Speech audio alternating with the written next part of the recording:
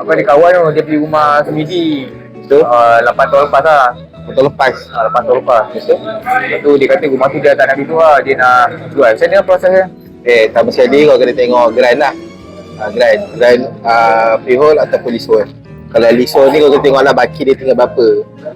Itu satu.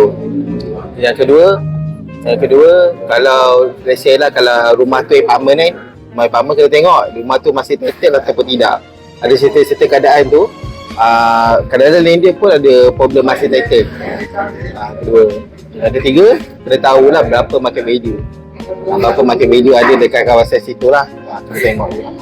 Yang keempat, before nak sign tu, tanya dulu kos-kos apa dia kena bayar. Contoh macam kos agent fees, legal fees dia kena bayar, ataupun RGT lah kena bayar. 3 benda kena bayar. Okay, so 3 benda ni memang 4 benda ni memang kena check lah. Itu je lah. Kalau ada tanya dia nak